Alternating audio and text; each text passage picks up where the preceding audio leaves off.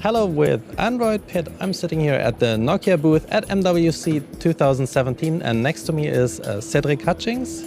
You are Vice President of Digital Health at Nokia and CEO of Withings. And yeah, thank you very much, first of all, for the opportunity for the interview. And I would like to ask you, there was a big change for the brand Withings at this MWC. Can you tell us something about that? Yes, yesterday we announced that all Withings branded products, all our portfolio, will transition to the Nokia brand. So they will all carry the Nokia brand starting this summer. Okay, so what is the vision that Nokia has for digital health regarding the data that I can collect and learn about myself? So the vision was very much shared between Nokia and Withings. It is that the transformation of healthcare starts at the individual level. So we believe in the possibility of inspiring people to have healthier life, provided that we can generate this insight. Thanks to connected health device, the right application, we can transform the way we behave and we learn about our health, and then transform healthcare and the well-being of society as a whole.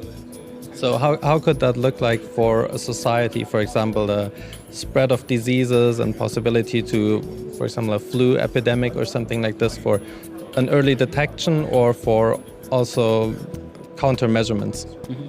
Yes, so it's we believe that first it starts at the individual, but the insight that we create that do not have to be nominative insight, but just having the awareness of an outbreak of fever in certain condition, or checking and just having weak signals on change of pattern on the way people move and are active is actually, I think, of a very big potential to take a much greater look and to be able to much better predict and assess the risk then back to individuals of being exposed to this or that condition.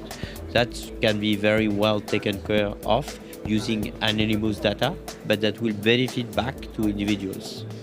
Okay, so what data can we measure from people? You said about movement patterns, when we're sick that we're not leaving the house anymore, or obviously we're counting steps, heart rate, and what else is there to be seen in the future?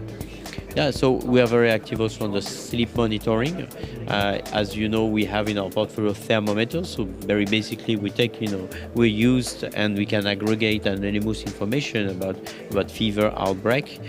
So many physiological measurement, environmental measurement, and what I call behavioral measurement is how you behave, how active you are.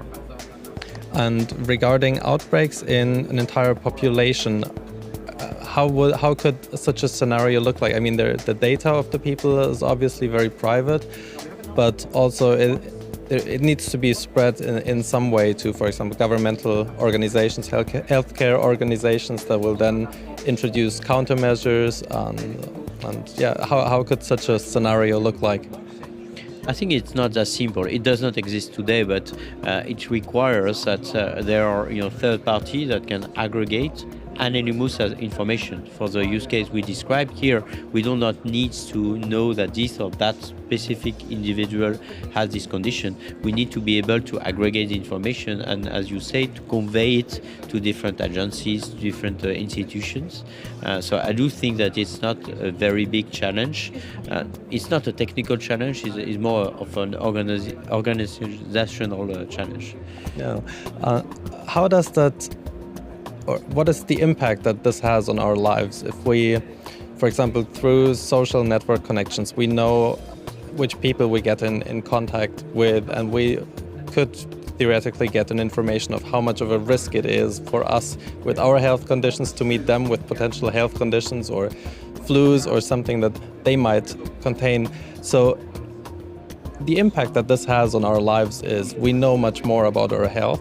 But is that also taking away freedom that we have if we know too much?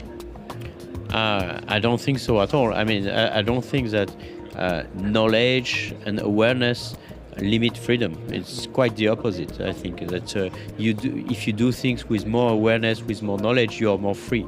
So I think it's really the opposite. Okay, great. Thank you very much for the interview and have a great trade show. Thank you very much. Good luck. Thank you. Thank you.